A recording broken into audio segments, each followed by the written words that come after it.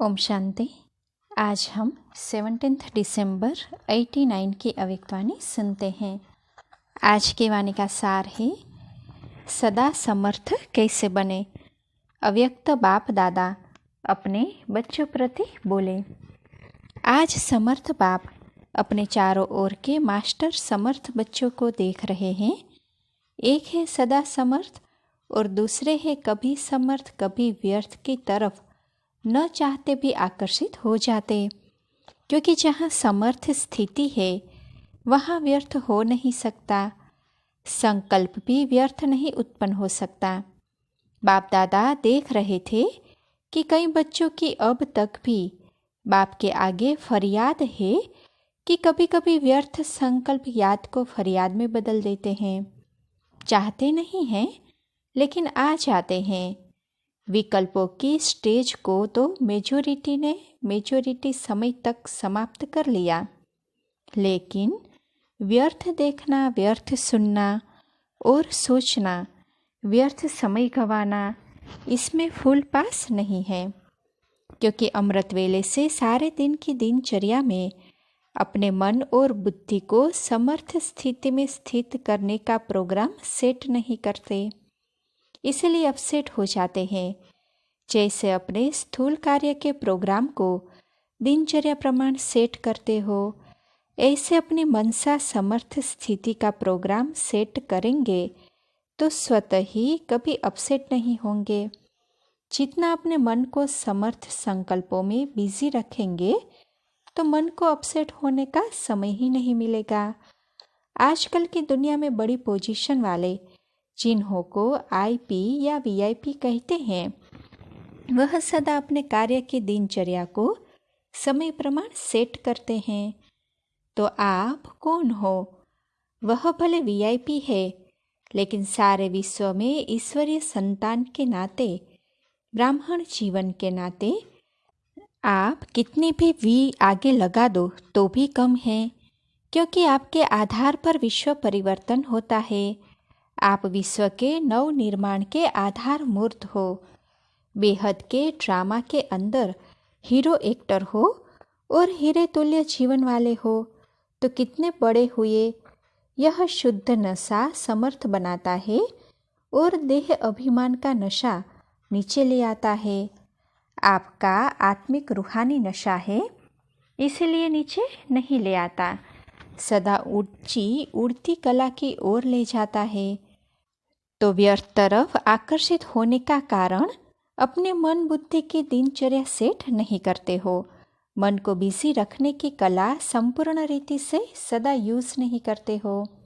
दूसरी बात, बाप दादा ने अमृत वेले से लेकर रात के सोने तक मनसा वाचा कर्मणा और संबंध संपर्क में कैसे चलना है व रहना है, सबके लिए श्रीमत अर्थात आज्ञा दी हुई है।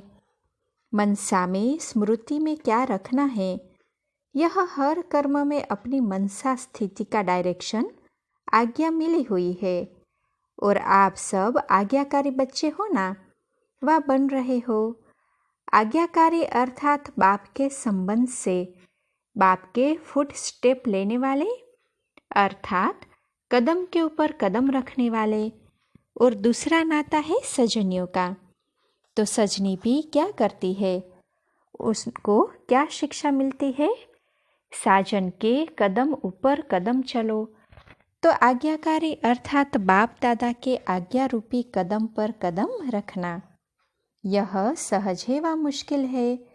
कहाँ कदम रखे, ठीक है व नहीं, यह सोचने की भी जरूरत नहीं है। सहज, लेकिन सारे दिन में चलते चलते कोई न कोई आज्ञाओं का उल्लंघन हो जाता है।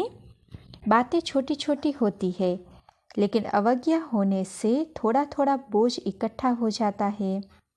आज्ञाकारी को सर्व संबंधों से परमात्मा दुआएं मिलती है, यह नियम है। साधारण रीति भी कोई किसी मनुष्य आत्मा के डायरेक्शन प्रमाण हाजी कह करके कार्य करते हैं, तो जिसका कार्य करते उसके द्वारा उनके मन से उनको दुआएं जरूर मिलती है। यह तो परमात्मा दुआएं हैं।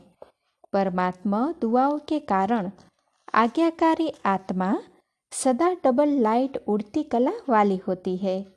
साथ साथ आज्ञाकारी आत्मा को आज्ञा पालन करने के रिटर्न में बाप द्वारा विल पावर विशेष वरदान के रूप में वर्षे के रूप में मिलती है। बाप सब पावर्स विल में बच्चों को देते हैं, इसीलिए सर्व पावर्स सहज प्राप्त हो जाती है। तो इसे विल पावर प्राप्त करने वाली आज्ञाकारी आत्मा वर्षा, वरदान और दुआएं यह सब प्राप्तियां कर लेती है, जिस कारण सदा खुशी में नाचते, वाह वाह के गीत गाते उड़ते रहते हैं, क्योंकि उनका हर कर्म उनको प्रत्यक्ष फल प्राप्त कराता है। कर्म है बीज, जब बीज शक्तिशाली है तो फल भी ऐसा मिलेगा ना। तो हर कर्म का प्रत्यक्ष फल बिना मेहनत के स्वतः ही प्राप्त होता है। जैसे फल की शक्ति से शरीर शक्तिशाली रहता है, ऐसे कर्म के प्रत्यक्ष फल की प्राप्ति कारण आत्मा सदा समर्थ रहती है। तो सदा समर्थ रहने का दूसरा आधार है सदा और स्वतः आज्ञाकारी बनना। ऐसी समर्थ आत्मा सदा सहज उठते हुए अपनी संपूर्ण मंजिल बाप के समीप स्थिति को प्राप्त करती है। तो व्यर्थ तरफ आकर्षित होने का कारण है अवज्ञा। बड़ी बड़ी अवज्ञाएं नहीं करते हो, छोटी छोटी हो जाती है। जैसे मुख्य पहली आज्ञा है पवित्र बनो, काम जीत बनो। इस आज्ञा को पालन करने में मेजॉरिटी पास हो जाते हैं। भोली भोली माताएं भी इसमें पास हो जाती है। जो बात दुनिया असंभव समझती उसमें पास हो जाते। लेकिन उनका दूसरा भाई क्रोध, उसमें कभी कभी आधा फेल हो जाते हैं। फिर होशियार भी बहुत हैं। कई बच्चे कहते हैं क्रोध नहीं किया, लेकिन थोड़ा रोब तो दिखाना ही पड़ता है। क्रोध नहीं आता, थोड़ा रोब रखता हूँ। जब असंभव को संभव कर लिया, यह तो उसका छोटा भाई है, तो इसको आज्ञा कहेंगे व अवज्ञा। इससे भी छोटी अवज्ञा अमृत वेले का नियम आधा पालन करते हो, उठ करके बैठ जाते हो, लेकिन जैसे बाप की आज्ञा है उस विधि से सिद्धि को प्राप्त करते हो। शक्तिशाली स्थिति होती है। स्वीट साइलेंस के साथ साथ निंद्रा की साइलेंस भी मिक्स हो जाती है। बाप दादा अगर हर एक को अपने सप्ताह की टीवी दिखाए तो बहुत मज़ा देखने में आएगा। तो आधी आज्ञा मानते हो, नेमिनाथ बनते हो, लेकिन सिद्धि स्वरूप नहीं बनते हो। इसको क्या कहेंगे? ऐसी छोटी छोटी आज्ञाएं हैं। जैसे आज्ञा है किसी भी आत्मा को न दुख दो न दुख लो। इसमें भी दुख देते नहीं हो, लेकिन ले तो लेते हो ना। व्यर्थ संकल्प चलने का कारण ही यह है। व्यर्थ दुख लिया, सुन लिया तो दुखी हुए। सुनी हुई बात न चाहते भी मन में चलती है। यह क्यों कहा, यह ठीक नहीं कहा, यह नहीं होना चाहिए। व्यर्थ सुनते देखने की आदत मन को 63 जन्मों से है, इसीलिए अभी भी उस तरफ आकर्षित हो जाते हो। छोटी छोटी अवज्ञाएं मन को भारी बना देती है और भारी होने के कारण ऊंची स्थिति की तरफ उड़ नहीं सकते। यह बहुत गुह्य गति है। जैसे पिछले जन्मों के पाप कर्म बोझ के कारण आत्मा को उड़ने नहीं देते, ऐसे इस जन्म की छोटी छोटी अवज्ञाओं का बोझ जैसी स्थिति चाहते हो वह अनुभव करने नहीं देती। ब्राह्मणों की चाल बहुत अच्छी है। बाप दादा पूछते हैं कैसे हो, तो सभी कहेंगे बहुत अच्छे हैं। ठीक है, फिर जब पूछते हैं जैसी स्थिति होनी चाहिए वैसी है, तो चुप हो जाते हैं। इस कारण यह अवज्ञाओं का बोझ सदा समर्थ बनने नहीं देता। तो आज यही स्लोगन याद रखना, न व्यर्थ सोचो, न व्यर्थ देखो, न व्यर्थ सुनो, न व्यर्थ बोलो, न व्यर्थ कर्म में समय गवाओ।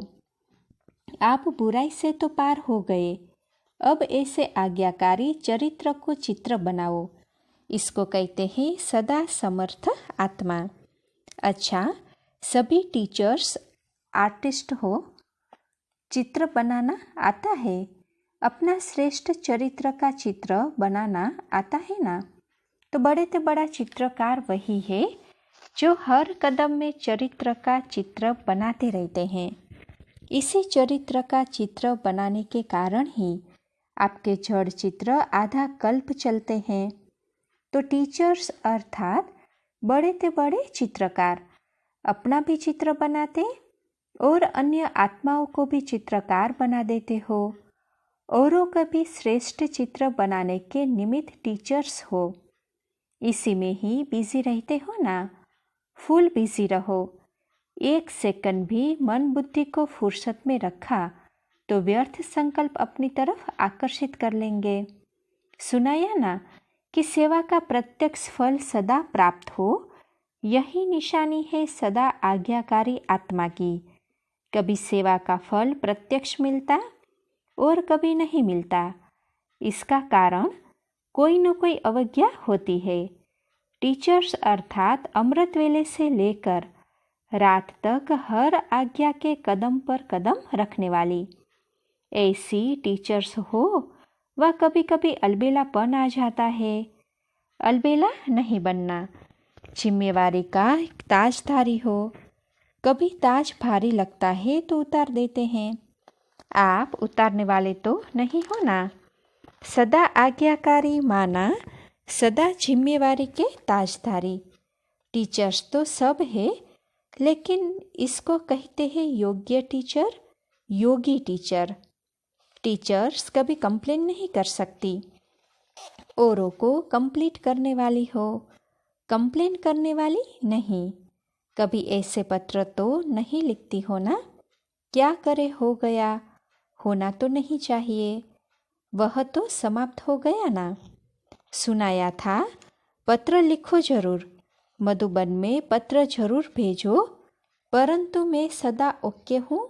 बस यह 2 लाइन लिखो, पढ़ने वालों को भी टाइम नहीं। फिर कंप्लेन करते कि पत्र का उत्तर नहीं आया। वास्तव में आप सबके पत्रों का उत्तर बाप दादा रोज की मुरली में दे ही देता है। आप लिखेंगे ओके और बाप दादा ओके के रिटर्न में कहते याद प्यार और नमस्ते। तो यह रेस्पॉन्ड हुआ ना? समय को भी बचाना है ना। सेवा समाचार भी शॉर्ट में लिखो तो समय की भी इकोनॉमी, कागज की भी इकोनॉमी, पोस्ट की भी इकोनॉमी। इकोनॉमी क्या हो सकती है? पत्र 3 पेज में लिखा जा सकता है। कोई को विस्तार से लिखने का डायरेक्शन मिलता है तो भल लिखो, लेकिन 2 लाइन में अपनी गलती की क्षमा ले सकते हो। छिपाओ नहीं, लेकिन शॉर्ट में लिखो। कितने पत्र लिखते हैं जिनका कोई सार नहीं होता। बाप को कहो मेरा यह काम कर ले, मेरे को ठीक कर दे, मेरा धंधा ठीक कर दे, मेरी पत्नी को ठीक कर दे। ऐसे पत्र 1 बार नहीं 10 बार भेजते हैं। तब इकोनॉमी के अवतार बनो और बनाओ। अच्छा, सभी को यह मेला अच्छा लगता है ना? दुनिया वाले कहते 2 दिन का मेला और आपका 4 दिन का मेला है। सभी को पसंद है ना यह मेला? अच्छा, चारों ओर के सदा समर्थ आत्माओं को, सदा हर कदम में आज्ञाकारी रहने वाले आज्ञाकारी बच्चों को, सदा व्यर्थ को समर्थ में परिवर्तन करने वाले विश्व परिवर्तक आत्माओं को, सदा अपने चरित्र के चित्रकार बच्चों को समर्थ बाप दादा का याद प्यार और नमस्ते। अच्छा, बॉम्बे गुजरात ग्रुप बेहद बाप के अर्थात बेहद के मालिक के बालक है, ऐसे समझते हो? बालक सो मालिक होता है, इसलिए बाप दादा बच्चों को मालिकम सलाम कहते हैं। बेहद बाप के बेहद के वर्षे के बालक सो मालिक हो, तो बेहद के वर्षे की खुशी भी बेहद होगी ना। बाप बच्चों को अपने से भी आगे रखते हैं, विश्व के राज्य का अधिकारी बच्चों को बनाते हैं, खुद तो नहीं बनते। तो वर्तमान और भविष्य दोनों अधिकार मिल गए और दोनों ही बेहद है। सतयुग में भी हदें तो होंगी नहीं ना, न भाषा की, न रंग की, न देश की। यहाँ तो देखो कितनी हदें हैं। बेहद के आकाश को भी हदों में बांट दिया, वहाँ तो कोई हद नहीं होती। तो बेहद का राज्य भाग्य हो गया, लेकिन बेहद का राज्य भाग्य प्राप्त करने वालों को पहले इस समय अपनी देह की हद से परे जाना पड़ेगा। अगर देह भान की हद से निकले तो और सभी हद से निकल जाएंगे। इसलिए बाप दादा कहते हैं, पहले देह सहित देह के सब संबंधों से न्यारे बनो। पहले देह, फिर देह के संबंधी। तो इस देह के भान की हद से निकले हो, क्योंकि देह की हद कभी भी ऊपर नहीं ले जाएगी। देह मिट्टी है, मिट्टी सदा भारी होती है। कोई भी चीज़ मिट्टी की होगी तो भारी होगी ना। यह देह तो पुरानी मिट्टी है, इसमें फंसने से क्या मिलेगा? कुछ भी नहीं। तो सदा यह नशा रखो कि बेहद बाप और बेहद वर्षे का बालक सो मालिक हूँ। जब बालक बनना है उस समय मालिक नहीं बनो, और जब मालिक बनना है उस समय बालक नहीं बनो। जब कोई राय देनी है, प्लेन सोचना है, कुछ कार्य करना है तो मालिक होकर करो। लेकिन जब मेजॉरिटी द्वारा या निमित्त बनी आत्माओं द्वारा कोई भी बात फाइनल हो जाती है तो उस समय बालक बन जाओ, उस समय मालिक नहीं बनो। मेरा ही विचार ठीक है, मेरा ही प्लान ठीक है, नहीं, उस समय मालिक नहीं बनो। किस समय राय बहादुर बनना है और किस समय राय मानने वाला बनना है, जिसको यह तरीका आ जाता है वह कभी नीचे ऊपर नहीं होता। वह पुरुषार्थ और सेवा में सफल रहता है। अपने को मोल्ड कर सकता है, अपने को झुका सकता है। झुकने वाले को सदैव ही सेवा का फल मिलता है और अपने अभिमान में रहने वाले को सेवा का फल नहीं मिलता। तो सफलता की विधि है बालक सो मालिक। समय पर बालक बनना, समय पर मालिक बनना, यह विधि आती है। अगर छोटी सी बात को बालक के समय मालिक बन सिद्ध करेंगे तो मेहनत ज़्यादा और फल कम मिलेगा। और जो विधि को जानते हैं समय प्रमाण, उसको मेहनत कम और फल ज़्यादा मिलता है। वह सदा मुस्कुराता रहेगा, स्वयं भी खुश रहेगा और दूसरों को देख करके भी खुश होगा। सिर्फ मैं बड़ा खुश रहता हूँ यह नहीं, लेकिन खुश करना भी है तो खुश रहना भी है, तब राजा बनेंगे। अपने को मोल्ड करेंगे तो गोल्डन एज का अधिकार जरूर मिलेगा। अच्छा, दिल्ली ग्रुप बाप दादा सभी बच्चों को त्रिकालदर्शी श्रेष्ठ आत्मा बनाते हैं। त्रिकालदर्शी अर्थात पास्ट, प्रेजेंट और फ्यूचर तीनों कालों को जानने वाले। तो जो तीनों कालों को जानने वाली आत्मा है वह कभी भी माया से हार नहीं खा सकती, क्योंकि वर्तमान क्या है और भविष्य में क्या होने वाला है दोनों ही त्रिकालदर्शी आत्मा के बुद्धि में स्पष्ट रहता है। क्या हूँ और क्या बनने वाली हूँ, क्या थी वह भी जानते हैं। लेकिन नशा वर्तमान और भविष्य का है। वर्तमान समय की लिस्ट निकालो, क्या हो तो कितनी लंबी लिस्ट होगी। कितने टाइटल बाप ने दिए, औरों को जो टाइटल मिलते हैं वह आत्माओं द्वारा आत्माओं को मिलते हैं। और अल्पकाल का टाइटल होता है, एक जन्म भी चले या नहीं चले। आज प्राइम मिनिस्टर का टाइटल मिला, कितना समय चला, आज है कल नहीं। तो अल्पकाल के टाइटल हुए ना। आपका टाइटल अविनाशी है, क्योंकि देने वाला अविनाशी बाप है। बाप ने नूरे रत्न बनाया तो सारा कल्प जहान के नूर बन गए। अपने राज्य में भी विश्व की नज़रों में होंगे ना तो नूरे जहान हो गए ना, और भक्ति में भी नूरे जहान होंगे। सारे जहान के आगे विशेष आत्माएं तो आती है ना, तब तो पूछते हैं तो अविनाशी हो गए। तो लिस्ट निकालो कितने टाइटल परमात्मा द्वारा मिले हैं, और अविनाशी टाइटल तो नशा भी अविनाशी होगा ना। जैसे कहा जाता है कि खुशी में सदा उठते रहते हैं, खुशी में रहने वाले के पांव सदा धरती से ऊंचे होते हैं, क्योंकि खुशी में नाचेंगे ना। तो अविनाशी टाइटल याद करने से नेचुरल उड़ते रहेंगे। इस देह रूपी धरनी पर पांव नहीं होंगे, बुद्धि है पांव, तो बुद्धि रूपी पांव खुशी से ऊपर रहेंगे, देह भान से परे रहेंगे। इसीलिए बाप दादा फरिश्ता कहते हैं। फरिश्ते का अर्थ ही है बुद्धि रूपी पांव धरनी पर न हो, न देह में, न देह के संबंध में, न देह के पुराने पदार्थों में। यह है धरनी, इससे ऊपर। ऐसे रहते हो या कभी कभी धरनी में आने की दिल होती है। कभी धरनी आकर्षित तो नहीं करती, स्थूल चीज़ों को तो स्थूल धरनी आकर्षित करके ऊपर से नीचे ले आती है, लेकिन आपको नहीं कर सकती। तो नीचे आते हो या ऊपर रहते हो, फरिश्ता कहाँ भी जाएगा तो वरदान देने या संदेश देने के लिए। संदेश दिया और यह उड़ा। तो अगर देहधारियों के संबंध में आते भी हो तो ऊपर से आए, संदेश दिया और यह उड़ा, ऐसे है ना। अच्छा, बॉम्बे ग्रुप स्वस्थिति की शक्ति से किसी भी परिस्थिति का सामना कर सकते हो ना। स्वस्थिति अर्थात आत्मिक स्थिति, पर स्थिति व्यक्ति व प्रकृति द्वारा आती है।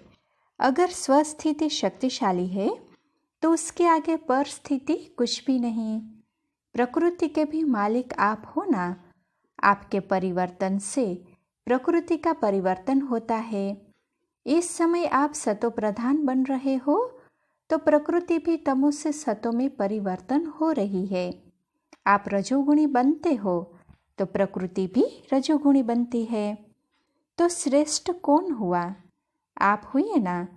इसीलिए स्वस्थिति में स्थित रहने वाला कभी परिस्थिति से घबराता नहीं है, क्योंकि पावरफुल कभी कमजोर से नहीं घबराता। व्यक्ति द्वारा भी परिस्थिति आती है, तो आजकल के व्यक्ति भी तो तमोगुणी है ना। आप तो सतोगुणी हो, तो तमोगुण पावरफुल नहीं, सतोगुण पावरफुल है। कई ऐसा समझते हैं और परिस्थितियों से तो पार हो जाते हैं, लेकिन जब कोई ब्राह्मण आत्मा द्वारा परिस्थिति आती है तो उसमें घबरा जाते हैं, उसमें थोड़ा क्या क्यों में चले जाते हैं। लेकिन जिस समय कोई भी ब्राह्मण आत्मा में माया प्रवेश होती है, उस समय ब्राह्मण आत्मा नहीं है, वशीभूत है। इसीलिए उससे भी घबराना नहीं।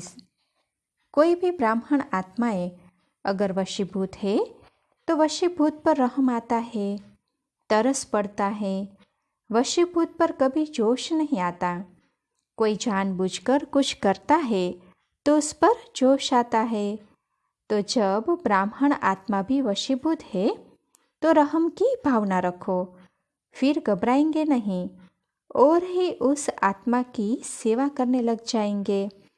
शुभ भावना शुभ कामना द्वारा सेवा करेंगे तो स्वस्थिति वाला किसी भी प्रकार की परिस्थिति से घबरा नहीं सकता, क्योंकि नॉलेजफुल आत्मा हो गई।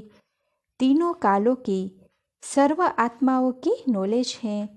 नॉलेजफुल व त्रिकालदर्शी कभी घबरा नहीं सकते, सदा ही किसी भी परिस्थिति में मुस्कुराते रहेंगे, हर्षित होंगे, परिस्थिति से आकर्षित नहीं होंगे।